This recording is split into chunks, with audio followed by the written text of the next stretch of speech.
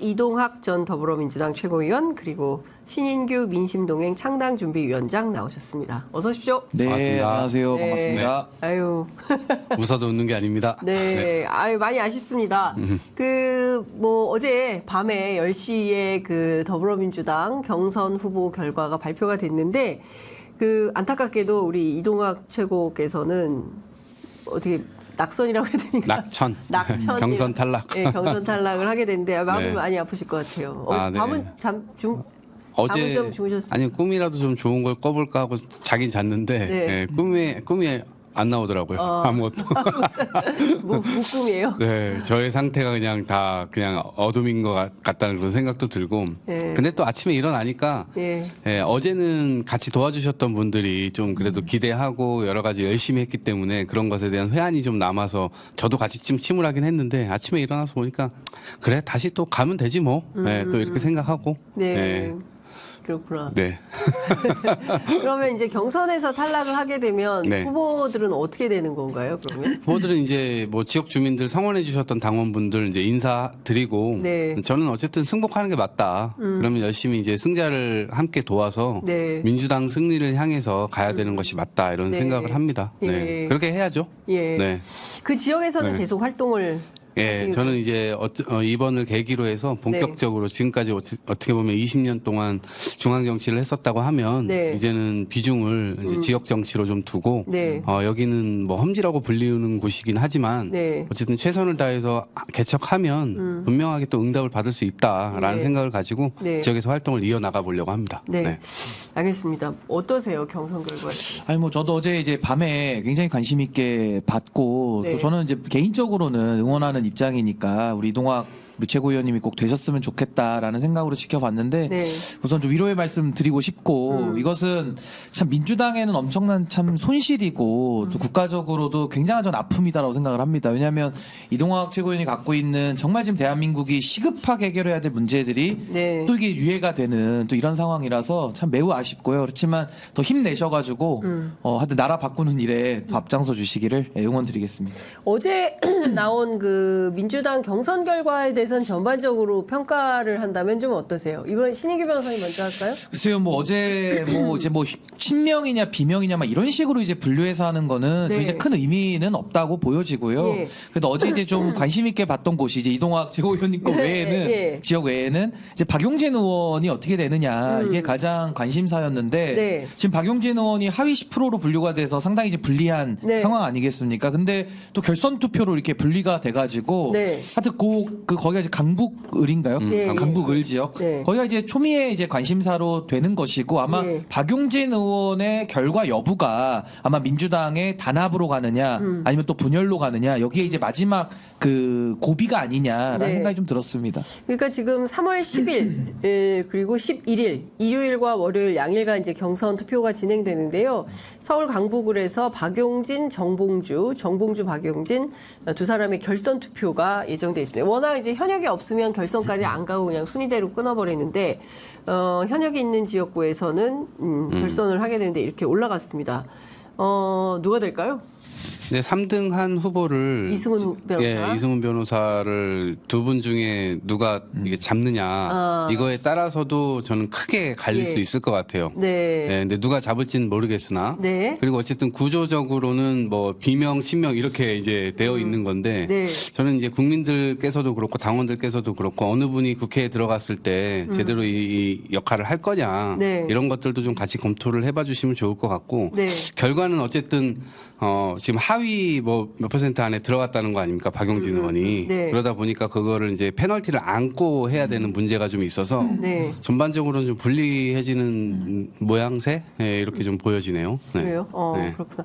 근데 언론에서는 친명, 비명, 비명계 무더기 탈락, 친문 노영민도 탈락, 이렇게 쓰고 있는데, 제가 보기에는 친명 변호사였던 그 조상호 변호사도 이제 경선에서 안타깝게 탈락하는 일이 벌어졌고, 등등해서 보면 또 대표적인 비례대표 국회의원인 김의겸 의원도 경선에서 탈락했죠. 네. 탈락하고, 그러니까 여전히 보면은 전반적으로 현역 강세라고 봐야 될까요? 지역위원장, 현직 지역위원장, 현직 현역 뭐 그래도 힘이 있다 이렇게 봐야 될까요? 네, 그렇죠. 근데 언론에서는 친명 비명으로 이제 나눠서 이걸 네. 구획 나눠서 어쨌든 그 지점으로 소비가 돼야 재밌으니까 저는 그런 것 같고 네. 어제 이재명 대표께서 페이스북에 하나 공유하신 게 있는데 네. 그게 뭐냐면 이제 경선을 기준으로 대선 경선 때 이재명 후보 캠프 측에 한 54명의 국회의원 현역 국회의원들이 있었는데 네. 이분들이 지금 어떤 처분을 받고 있느냐 이거를 이제 표로 누가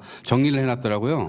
54명 중에 20명 정도가 단수공천을 받았어요. 네. 그리고 22명인가 24명 정도가 경선이고. 예. 예, 그리고 이제 그런 상황이니까 모든 게 다 친명은 다 단수고 혹은 다 뭐 선수로 뽑히고 이런 상황은 아니고 전반적으로는 어쨌든 그런 거를 부각시켰기 때문에 이제 그렇게 느껴질 뿐이고 네. 현실은 그렇지 않다라고 하는 것을 좀 보여줬던 게 아닌가 싶고 네. 어제 결과도 네. 사실은 그런 측면들이 있었던 거죠. 그래서 균형 있게 좀 보자 이런 네. 겁니다. 그리고 저는 요즘 이 공천 평가를 보면은 참 불만이 많고 제가 네. 참 기가 막힌 부분이 아니 기준을 명확하게 세워가지고 공천을 평가를 해야 되는데 일단 기준 자체가 틀렸어요. 왜? 기준 자체가 조용하냐 안 조용하냐 이걸 기준으로 잡은 게 저는 일단 불만이고 네. 두 번째는 친명이냐 비명이냐 제가 볼 때 민주당은 거의 다 친명이에요 지금. 그렇죠. 친명 아닌 사람이 예, 어디 예, 있겠어요 당 맞아요. 대표인데. 예, 예. 그래서 저는 엉뚱한 기준으로 지금 서로 평가하면서 공방하는 것 자체가 불만이고 그럼 뭘로 평가해야 되느냐? 정말로 국민들을 위해서 일할 수 있는 가능성 내지는 희망이 보이는 사람들을 얼마나 넣느냐 이 긍정적인 기준을 가지고 평가를 해야 되는데 제가 봤을 때 그 기준으로 보면은 양당 다 거의 전 낙제점이라고 보거든요. 그냥 다들 그냥 뭐 그동안에 뭐 성과를 냈거나 아니면은 외부에서 활동하시더라도 정말 이분이 들어가면은 좀 국민들을 위해서 소신 있게 일하겠다 네. 이런 분이 잘 안 보여요 양쪽 다. 그러니까 그런 기준에서는 다 낙제점인데 지금 양당의 공방 내지는 언론이 짜는 프레임은 뭐 조용하면 좋은 거, 뭐 누구는 뭐 친명 뭐 비명 행사? 비명 행사, 친명 횡재 뭐 이런 식의 프레임 짜는 건 너무 유치하다. 그리고 올바른 해석도 아닙니다. 제가 볼 때는. 그래서 저는 국민의힘도 제가 지금 이야기한 국민들을 위해서 일할 사람들 얼마나 넣는데라고 묻는다면 완전히 이건 낙제점으로 양당 다 저는 국민들의 냉정한 평가 피하기 어렵다라고 저는 봅니다. 이번에 이제 보니까 국민의힘 같은 경우에도 공천 한 75에서 80% 정도 됐는데 대체로 이제 여성 청년 비율이 굉장히 낮다. 그러니까 뭐 말로는 여성 청년을 우선 공천하겠다고 했지만 결과적으로 보면 전반적으로 더 고령화되고 그리고 비중도 많이 줄었다. 이제 이런 이제 언론의 분석 보도가 좀 나오고 있는 것 같습니다. 제가 이것 좀 여쭤볼게요. 어제 홍영표 의원이 탈당 선언을 했어요. 민주당 공천은 정치적 학살이다. 그렇게 가짜 민주당을 탈당하고 또 이재명 당대표 지키기에 매몰된 거대 양당이 아니라 국민을 지키는 진짜 민주정당이 필요하다. 이런 이제 주장을 했는데요.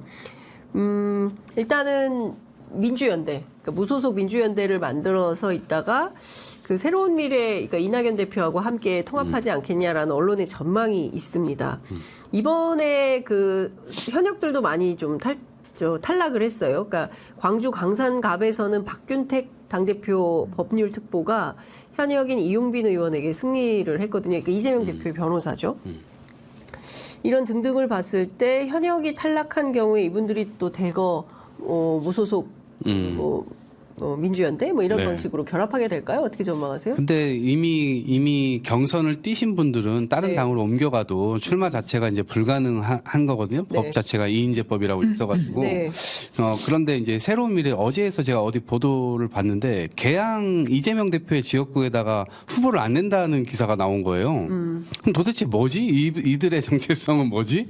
그러니까 민주당이 싫고 이재명 대표가 하는 게 싫어서 네. 결국 나갔고 물론 윤석열 정부 심판이라는 대의도 있지만 네. 뭐 이재명 대표 쪽에다가 내면은 뭐 내분으로 그거를 본인들이 얘기를 하면서 네. 후보를 내면 이재명 대표가 떨어질 수도 있다. 네. 그래서 결과적으로 민주연대 분들이? 네, 네. 그러니까 그런 기사가 이게 무슨 얘기지? 네. 이런 정도로 헷갈릴 정도의 기사가 나온 거예요. 네. 입장이 좀 불분명한 거잖아요. 그러니까 이재명 대표가 혹시 네. 이제 본인들의 출격으로 네. 뭐 당선이 안 되거나 이런 상황이 네. 되면 네. 안 되니까 네. 그거는 또 보장한다 이런 건가요? 건가요? 그러니까 그건 그 기사가 잘못된 건지 아니면 그 분들이 어떤 생각을 네. 좀 꼬여서 지금 하고 있는 건지는 저는 잘 모르겠으나 네. 그 기사를 보고 저는 도저히 이해가 안 되더라고요. 윤석열 정부 심판이라고 하는 큰 카테고리가 하나가 있고 두 번째는 이재명이 마음에 안 들어서 지금 나간 거잖아요. 네. 근데 결과적으로 저는 민주당을 확 이겨먹을 수 없는 것이라면 이번 선거에서 대부분 내는 지역구 선거에서는 고춧가루 역할밖에 못할 거다. 아, 네, 오히려 그래서 민주연대가 네, 그렇죠. 그래서 네. 윤석열 정부를 심판하는 큰 대의에 예. 오히려 더 해가 되는 상황이 되는 거예요. 결과적으로 네, 네. 본인들은 다 이유가 있겠지만 그래서 그런 차원에서 볼 때 이거 지금 굉장히 이제 삐걱거리고 있는 것이고 그 홍영표 의원도 아마 뭐 민주연대를 만들어 가지고 지금 새로운 미래 당명을 또 다시 바꾼다는 기사가 오늘 오전에 또 나왔더라고요. 네, 네, 네. 네, 그래서 그런 걸 보면 결과적으로는 뭐 고춧가루 역할 정도에서 멈추지 않을까라는 네. 생각이 들고 그걸로 인해서 혹여라도 윤석열 정부 심판에 균열을 가하게 되는 결과로 이어지게 된다면 이것이야말로 옛날 저는 뭐 기억이 안 나지만 양김 분열로 인해서 결국 87년 대권을 대선, 예. 내줘야 될 수밖에 없었던 그런 상황처럼 이번에 그렇게 또 굉장히 될수 큰 있다. 예. 결과를 맞이할 수 있다. 우려가 됩니다. 87년 대선처럼 될 수 있기 때문에 그 분열은 안 된다라는 네. 말씀을 좀 주셨고 이 고춧가루 연대 안 된다. 민주연대가 아니라 고춧가루 연대다 이런 비판을 하셨어요. 드립이 너무 좋습니다. 연구해 오신 거 그런가요? 같아요. 아니 근데 꿈속에서 드립을 연구해 오신 게 고춧가루 가끔 맛있을 때도 있는데 네. 이거는 그러니까. 지금 적절하지 않은 적절하지 않은 못 네. 먹는 고춧가루 되는 건데. 예. 아니 뭐 저는 뭐 그 우리 이동학 최고위원님 분석에 동의하고요.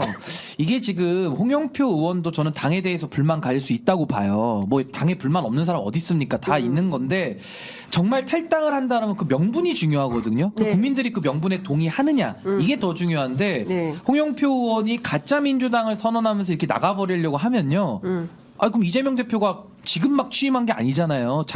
재작년이죠. 네. 이 재작년 8월부터 쭉 제 눈에는 이제 좀 잘못된 게 많이 있거든요. 그럼 그때 비판을 하고 나와서 정정당당하게 그 뭐 진짜 논쟁이든 가짜 논쟁이든 하면은 뭐 그나마 이해를 해줄 수 있는데 이제 와가지고 다 이제 그 자신의 소위 말하는 이제 재선이나 삼선 이게 불가능해지니까 나와가지고 또 진짜 가짜 논쟁을 벌리는 것은 누가 그렇게 동의를 하겠습니까? 그래서 뭐 말씀하신 그런 고춧가루 수준이고 제가 볼 때는 국민적 감동이 없어요. 그래서 과거에 뭐 민국당 같은 데도 뭐 공천불복해서 어마어마한 분들이 다 나와가지고 출마를 네. 해도 그때 한 2%인가 그 지역구에 한두 석밖에 못 냈거든요. 그러니까 네. 이분들 아무리 나와도 제가 볼 때 큰 영향력이 없을 것 같고 선거에서 그냥 이거는 당권에 대한 불복으로밖에 안 보이는 겁니다, 사실은. 그러니까 이낙연 대표가 대권 불복이라고 한다면 당권에 대한 불복이죠. 여기는 당권 불복이다. 그렇게 비판을 할 것 같아요. 근데 사실 어제 이제 이재명 대표가 세 번째 그 현장 행보를 하고 있는데요. 황희 의원 지역구인 양천갑, 서울 양천갑구 가서 그 지지 방문을 했습니다. 황희 의원은 문재인 정부에서 문화체육관광부 장관. 장관을 했고 대표적인 친문 인사로 그렇죠. 분류가 좀 되는 건데요. 네. 이건 또 뭐죠 그럼?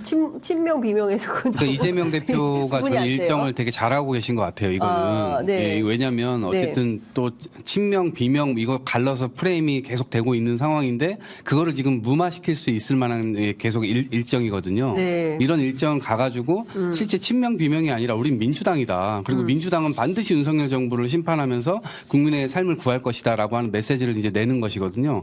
얼마 전에 또 그 영등포도 갔었잖아요. 네, 김영주 네. 의원 탈당했던 것도 네. 그런 것도 다 그런 포석이에요. 그러니까 민주당에서 검증에 실패한 사람인데 그 사람이 지금 국힘으로 넘어갔는데 국힘은 그 사람을 검증하지 않나요?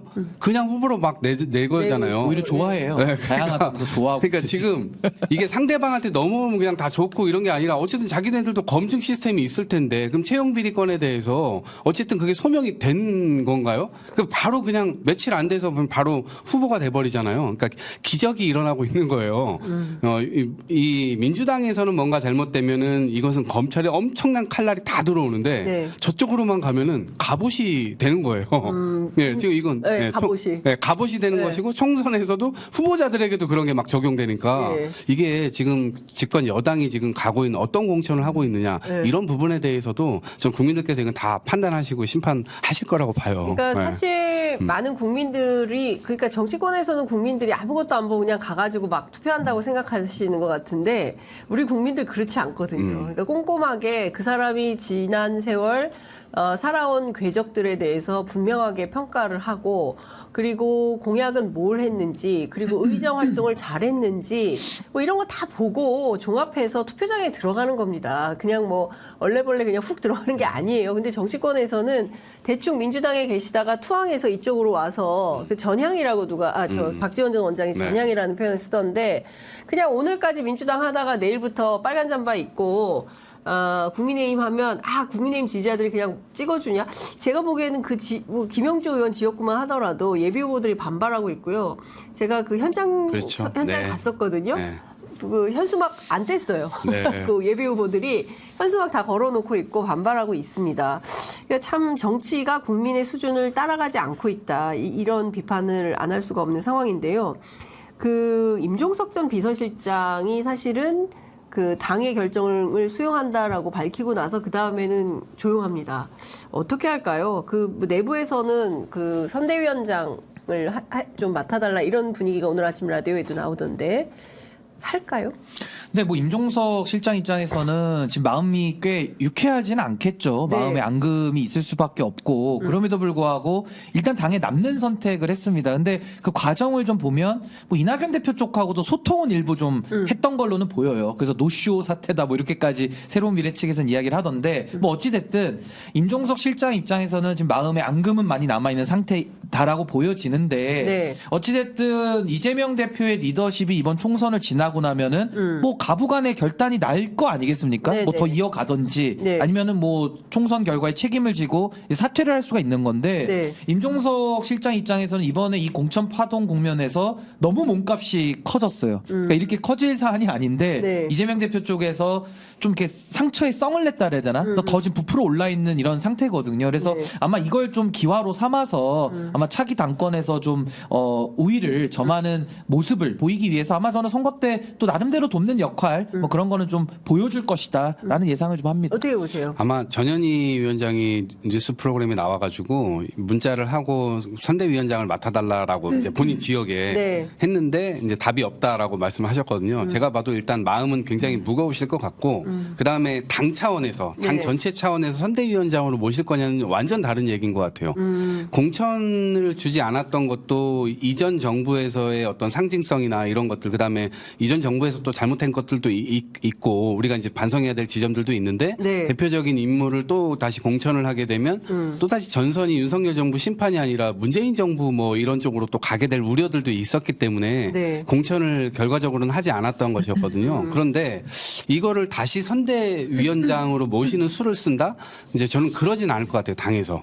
네, 그래서 그 당에서 만약에 그렇게 수를 쓰게 되면 또 다시 저쪽은 문재인 정권을 심판하자 이렇게 또 나올 거 아닙니까? 그러면 이게 메시지가 또 섞이게 돼가지고 결과적으로는 이번 선거의 전선을 굉장히 흐트러뜨리게 되는 결과를 맞이하게 될 수 있다. 그래서 저는 당에서 그런 제안을 하지 않을 것 같고 다만 이거는 이재명 대표도 그렇고 혹은 네. 주변에 계신 또 참모분들께서 이 임종석 실장에 대해서 뭐 좀 사적으로든 네. 뭐 이렇게 좀 잘 하셔가지고 마음을 좀 풀어내는 그런 역할을 해야 될 거라고 보고 네, 공개적으로 당의 어떤 얼굴로 선거를 치르는 것은 제가 볼 땐 선택하지 않을 카드인 것 같아요. 근데 제가 이거 민주당에 대해서 그냥 제3자적 관점에서 네. 좀 조언을 드리자면은 친명 친문으로 아직도 나눠져 있는 건 사실이잖아요. 그건 뭐 본인들의 선택과 상관없이 외부에서 그런 시각으로 좀 나누고 있거든요. 그렇다면 친명 인사들이 못할 때 그걸 갖다가 과거의 친문 인사들을 등용해서 해결한다? 이거 올바른 해결책이 아닌 것 같아요. 그렇다면 진짜 말씀하신 대로 과거 또 문재인 정부 또 소환돼가지고 또 싸움이 일어나니까 이제는 민주당도 친명도 친문도 아닌 뭔가 좀 새로운 세대들의 새로운 정치를 열겠다라는 세력들을 좀 과감하게 내세울 필요가 있다고 제가 볼 때는 민주당에 좋은 분들 많이 계시거든요. 또 그런 분들을 과감하게 발탁해서 네. 국민 앞에 선보이는 기회로 삼아야지 여기서 또 친명이 못한다고 또 과거 인사들 소환해봤자 의미가 없다. 이미 흘러간 물로 물레방아 못 돌린다. 그러니까 오히려 그런 말씀 저는 드리고 싶어요. 신선한 인물이라고 하면 이탄희 의원 정도가 네. 민주당에선 그나마 잠재력도 보여줬고 뭐 어쨌든 뭐 선거 개혁 관련해서 정치 개혁 관련해서는 계속해서 목소리를 세게 내왔고 그런 이미지가 여전히 유지되고 있는 것들이 있거든요. 네. 오히려 국민들에게 소구하려고 그러면 확장성을 가지고 있고 또 잠재력까지 보여줄 수 있는 사람으로는 이탄희 의원 정도가 뭐 적당하지 않을까 싶은데 이거는 이제 본인이 또 네, 할지 안 할지는 또 결정을 해야 모르겠지만. 되니까. 예. 근데 그런 세력의 교체가 저는 좀 필요하다고 봅니다. 그러니까 민주당도. 뭐 민주당 네. 안에서 노장청 선대위 이런 얘기도 나오는데 일단은 그 정세균, 김부겸 두 총리는 뭐 언론 보도에 따르면 선대위원장 수락에 대해서 부정적이라는 입장이고요. 네. 뭐 실제로 당내에서는 그게 확인 뭐 아직 제안을 드린 네, 적이 제안도 없다. 공식적으로 한 바 없다고 한 바 또 없다 이제 이렇게 얘기를 하고 나오니까요. 있어서 네. 정확하게는 알 수 없지만 여하튼 뭐 이런저런 얘기들이 계속 있는 것 같습니다.